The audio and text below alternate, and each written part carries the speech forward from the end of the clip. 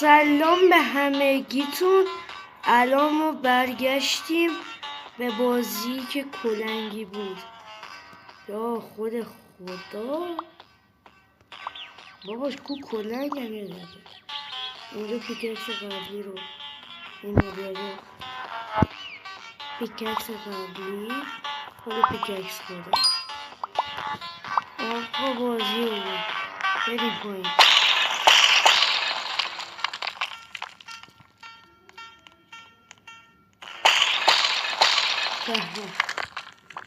من نمیدونم بچه نوادیشم شاید آپدیت پارتی داده بود. بگم واسه تون ویدیوشو گرفتم ولی آپدیت پارتی رسما فقط میز پارتی رو داشت، چی دیگه نمیدونم. یه سوپر لاگ و اینا رو نداشت. بریم پایین.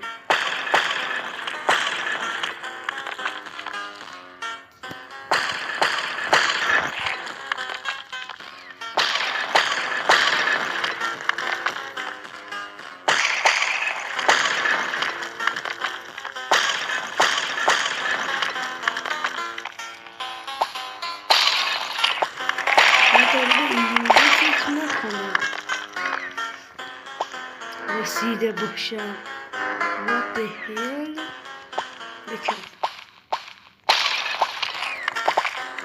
از یه قویه بچه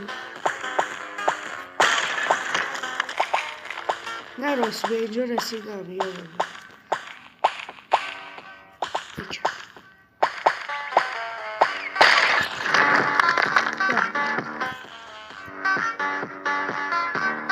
خب اینم بکنیم دیگه یه دفعه این همه رو علکی نیومده باشیم.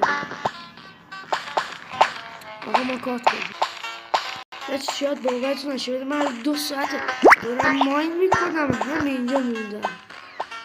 به رسیدیم what the hell. آقا اینجا پر سیکرته 26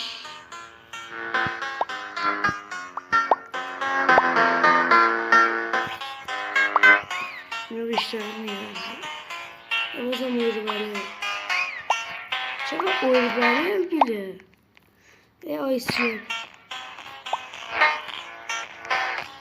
بقیهشون که دیگه فوسی بچه نمیمیره اینقدر اوربره میده من همچین غلطی نمیکنم. بچه ما برگردیم بالا با دهیل